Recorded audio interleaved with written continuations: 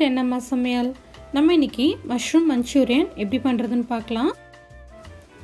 First மாவு ready பண்ணிக்கலாம். அதுக்கு ஒரு பவுலில் அரை கப் மைதா மாவு, அரை கப் அரிசி மாவு சேர்த்துக்கலாம். உங்களுக்கு வேணும்னா மைதா மாவுக்கு பதிலாக கோதுமை மாவு கொஞ்சமும் சோள மாவு கொஞ்சம் சேர்த்துக்கோங்க. அடுத்து கொத்தமல்லி தூள் 1 டீஸ்பூன், மிளகாய்த்தூள் அரை டீஸ்பூன், தேவைக்கேற்ப உப்பு சேர்த்துக்கலாம்.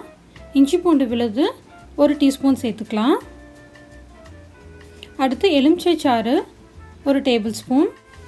கொஞ்சம் கொஞ்சமாக தண்ணி சேர்த்து மாவு நல்லா கலந்துக்கலாம். எந்தவித கட்டிகளும் இல்லாத மாதிரி நல்லா கலந்து விட்டுக்கோங்க.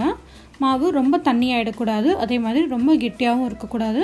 மஷ்ரூமில் நல்லா கோட் ஆகிற மாதிரி மாவு இருக்கணும். நமக்கு கொஞ்சம் கொஞ்சமாக தண்ணி சேர்த்து நல்லா கலந்துக்கோங்க.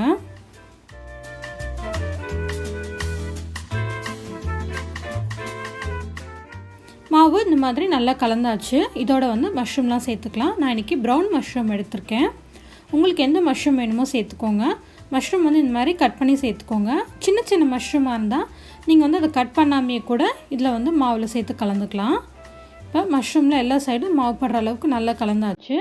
இதை சூடான எண்ணெயில் சேர்த்துக்கலாம்.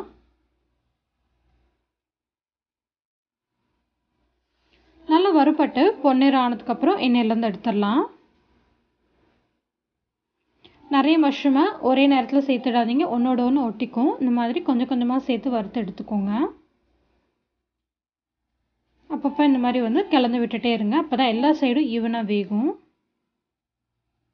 இப்போ மஷ்ரூம்ஸ் எல்லாமே நல்லா வெந்துருச்சு. எண்ணெயிலேருந்து எடுத்துடலாம். இதே மாதிரி எல்லா மஷ்ரூம்ஸையும் எண்ணெயில் வறுத்துக்கலாம். அடுத்து ஒரு பேனில் 2 டீஸ்பூன் எண்ணெய் சேர்த்துக்கலாம். அடுத்து 1 டேபிள் ஸ்பூன் நல்ல பொடியாக நறுக்குனா பூண்டு சேர்த்துக்கலாம். பூண்டு நல்லா எண்ணெயில் வறுபடட்டும். நல்லா வறுத்ததுக்கப்புறமா இதோட வெங்காயத்தாளோட அந்த அடிப்பகுதியை சேர்த்துக்கலாம். அது ஒரு 1 டேபிள் ஸ்பூன் சேர்த்துக்கலாம். சேர்த்துட்டு நல்லா வதக்கிக்கலாம்.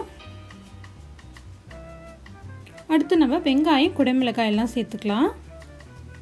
வெங்காயம் சின்னதாக ஒன்று எடுத்திருக்கேன். அதை இந்த மாதிரி க்யூபாக கட் பண்ணிக்கோங்க. உங்கள்கிட்ட எந்த குடைமிளகாய் இருக்கோ நீங்கள் சேர்த்துக்கோங்க. இதை இப்போ நல்லா வதக்கிக்கலாம். நமக்கு இந்த வெங்காயம் குடைமிளகாய் எல்லாமே ரொம்ப வதக்கணும்னு அவசியம் இல்லை. லைட்டாக க்ரன்ச்சியாக இருந்தால் தான் நமக்கு மஞ்சூரியன் சாப்பிட நல்லாயிருக்கும். இப்போ இதோட தேவைக்கேற்ப உப்பு சேர்த்துட்டு லைட்டாக கலந்து விட்டுடலாம். அடுத்து சாஸஸ்லாம் சேர்த்துக்கலாம். 1 teaspoon chilli sauce, 1 teaspoon tomato ketchup.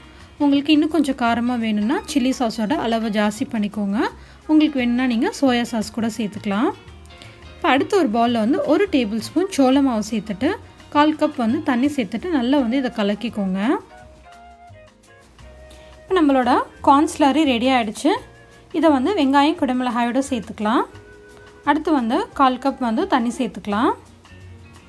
தண்ணி சேர்த்துட்டு நல்லா கலந்து விட்டுட்டு ஒரு 1 நிமிஷத்துக்கு கொதிக்க விடலாம்.